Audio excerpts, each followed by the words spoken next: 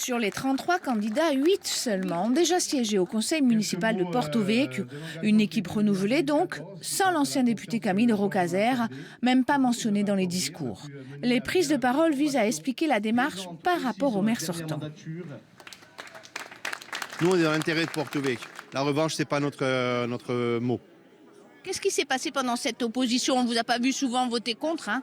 Alors, on ne peut pas voter contre les projets qu'on a menés. Ça, c'est une évidence. On ne peut pas voter contre des projets qui ont été lancés par la mandature précédente. Ce serait stupide. On ne peut pas s'opposer sur des projets qui sont structurants pour la ville aussi. Parmi les personnalités nouvelles, Jean-Charles Gazano, élu en 2025 vice-président de la Chambre d'agriculture, aux côtés de l'indépendantiste Jean-Baptiste Arène. Surprenant aussi la numéro 2, Anaïs Toubiana, absente hier soir. Le mari de cette hôtelière figure sur la liste de Jean-Christophe Angelini.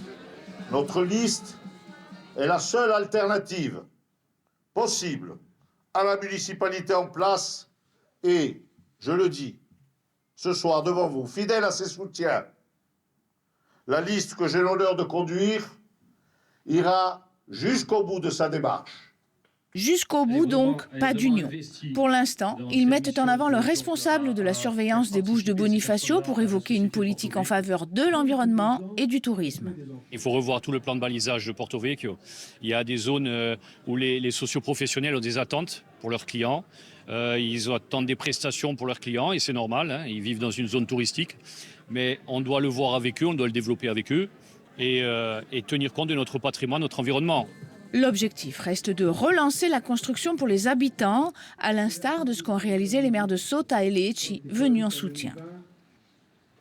On a une classe qui est à la fois exclue du logement social et à la fois exclue de l'acquisition. Et je pense que le programme de Georges Venel, avec une équipe dynamique, va aller chercher les solutions pour aller mettre en œuvre des terrains communaux comme dans les communes voisines et également travailler avec des avocats qui font partie de la liste pour aller chercher des solutions innovantes comme le bail réel solidaire.